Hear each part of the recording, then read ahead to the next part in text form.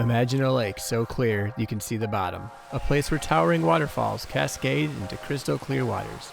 This is Lake Jocassee. Recently crowned the best swimming lake in the country, the South Carolina gem hides countless adventures, from camping and fishing to the thrill of cliff jumping and scuba diving. We're diving deep into all that Jocassee offers. If you like camping and outdoor videos, subscribe and let's start exploring.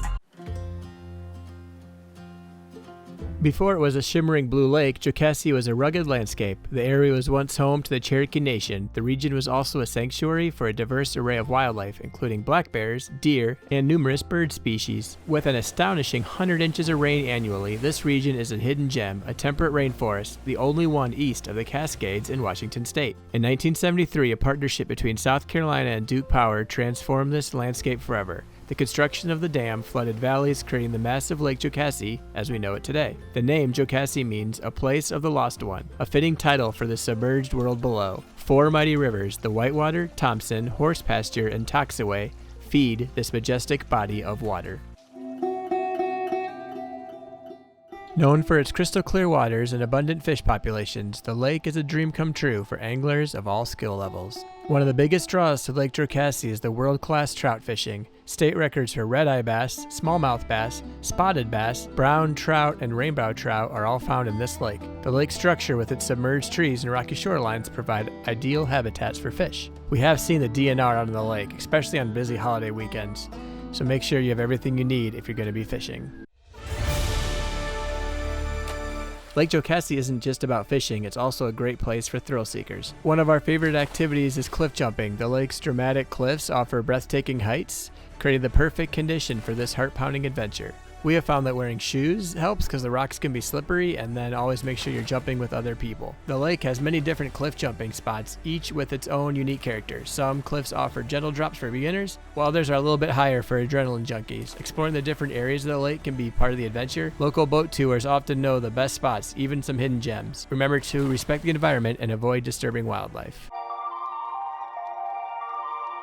Lake Jocassee offers an unparalleled experience, and one of the best ways to explore its beauty is by boat tour. These guided adventures provide a unique perspective on the lake, allowing visitors to discover hidden coves, stunning waterfalls, and abundant wildlife. This is our go-to activity when friends are visiting the area. There are lots of different types of boat tours. There are expert guided ones that will talk about the lake's history, ecology, and local lore. Some movies like Deliverance were filmed in the area, and they will tell you about that and some of the towns under the water and where the cemetery is. Devil's Fork does offer remote camping sites, so if you might need to get out there and you don't have a boat, they can get you out there.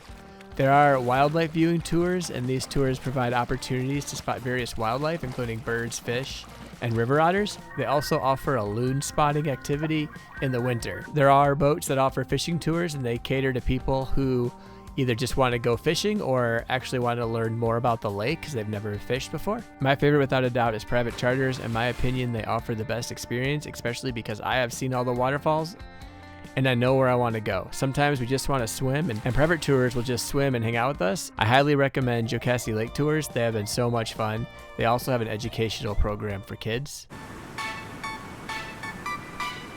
Lake Jocassee is renowned for its stunning natural beauty, and its waterfalls are a major draw for all the visitors and why we take people to the lake. There are numerous small little waterfalls throughout the lake that aren't really named, so if you take a waterfall boat tour or a private tour, that's your best bet to find all the little ones, and those can be fun. There's even one that you could slide down, like a little sliding rock. The easiest way to access all these falls is by boat, and a waterfall tour is highly recommended if it's your first time and you want to see all the waterfalls in one day, because it can be kind of hard to find some of them. I've been there many times and I still don't even know where they all are. I just do a boat tour if I want to go see them. So let's go over some of the different falls. Wright Creek Falls, I think this is probably the easiest if you're just going to go by canoe and you want to see one in a day. If you've just rented a kayak for the day and you want to go see a waterfall, I think Wright Creek Falls is the easiest to get to and the easiest to find. Mill Creek is actually my favorite waterfall. This is one that you can swim all the way up to, and you'll be basically underneath and even with the water. The water is super cold, and it's amazing how as you get closer to it, it just gets cold. So this is a fun one. You can just hang out in this spot. You float. The water is really deep. And you park your boat on the side and you just hang out for the day. Bring some inner tubes, bring some water toys, and you just hang out for a whole day right here. Devil Creek Falls is good. It's the first one that I ever visited before I really knew what I was doing. I grabbed a kayak with a friend and we just decided we were going to kayak to this one. And it basically took us all morning and most of the afternoon to get there and get back. So that was a lot of fun, but it's a long ways if you're just going by kayak and you're not really prepared to do that. Laurel Creek Falls is one of the most popular falls in the area. It's really cool. This one is fun. You kind of come up to it, doesn't look that big, but then you go behind a rock and you could just see how massive the waterfall is. And I think it's really cool to think that before this lake was built, these waterfalls were up high in the mountains and no one probably ever really got a chance to see it. But now that the reservoir is there, you're basically at the top of all these mountain peaks and you're seeing waterfalls that people never really got to see.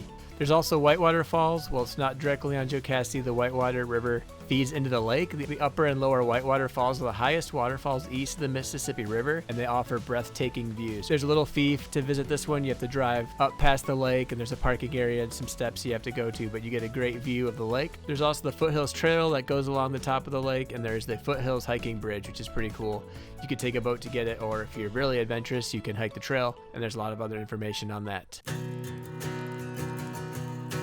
There is only one campground on Lake Jocassee, and that is Devil's Fork State Park. This is one of the busiest state parks that I have ever dealt with. And we're at this state park a lot, so I've dealt a lot with all of the busyness and all the stuff that happens. This is one of our favorite parks to camp. There are not many other state parks in South Carolina that can even compete with this park, but you have to realize it is always full. If you go in the winter, it's not as full. They close some of the campground and kind of keep everybody together. But if you're here in the summer, if you're not here by almost even 8 o'clock some days, you're not going to get into the park. They have added new parking for people who are just kayaking, and that has helped a little bit. But if you just want to come and go to the main park where you can rent a boat, it will be full really, really fast. So you just have to understand that. On Tuesdays, it is free. So there is a day during the week where it's less busy and you can get in. But the park itself has a boat rental place, Electric Sun.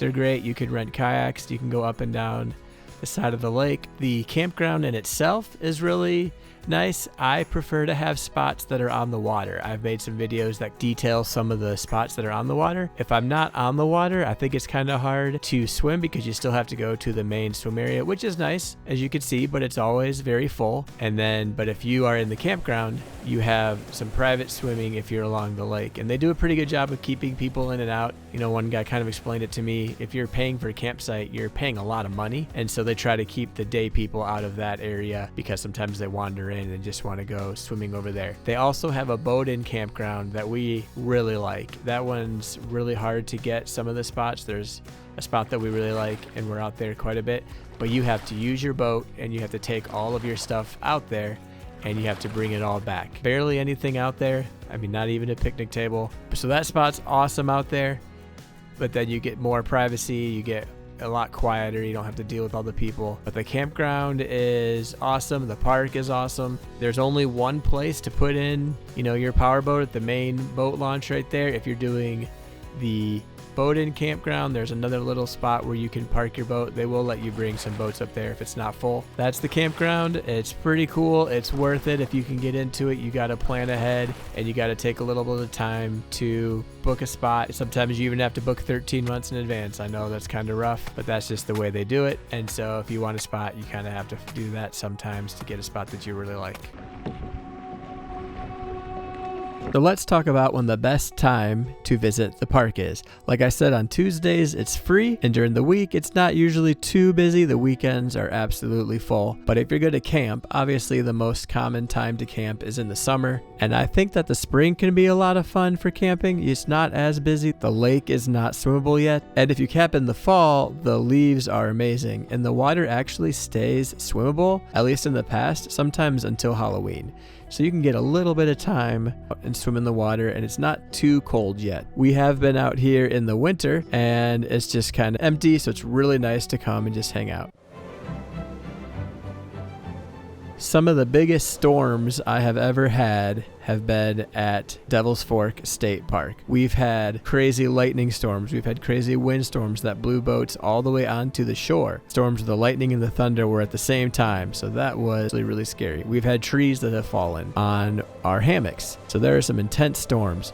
We've also been out here in the winter doing a boat tour, and we didn't even know it, but it ended up snowing, and we got about 4 inches of snow on the pontoon and everywhere out there. So that was really a cool experience, and it was really cold. We were not prepared for that. We also have seen the Northern Lights, and so that was absolutely amazing. We were lucky and had a spot on the end where you could see over the dark lake, and you could see the mountains, and the lights would reflect off of the lake. So that was absolutely amazing. Definitely a lot of variety with weather out there. You really don't know what's going to happen, so you always have to be prepared for the weather to change. So if you're looking for a place to hang out for a weekend or even just for a day, Devil's Fork State Park, which is on Lake Jocassee, is worth it. The secret's out now. It's been named a top swimming lake in the country. National Geographic has made it a top lake also. So there's a lot of amazing things you can see when you're out here. Go rent a boat, go kayak up and down, get a lake tour, go visit the waterfalls. There's a lot of things you can do on the lake. You just gotta always be prepared and think about that the weather can change. Because the area gets over 100 inches of rain a year, it's classified as a temperate rainforest. Also, because it is a reservoir that creates power, the lake will go up and down during the day. They refill the lake at night when electricity is cheaper from Lake Kiwi, so the water will go up. So if you leave a boat on the side in the morning, it could be gone if you don't tie it up. They also have what's called a battery, another lake above Lake Jocassee that is filled with water, and in the summer, especially on the really hot times, and they need a little bit more electricity, they can fill the lake with that water, and it creates electricity through there. We've heard that about 2 or 3 in the morning. There's kind of an alarm that goes off to let you know, and then that night the lake filled even faster than normal. So it's really cool. It's a cool lake. It's a cool area. They've done a good job protecting it, and hopefully it'll stay that way. So if you need some ideas where to go, check it out, and thanks for watching this video.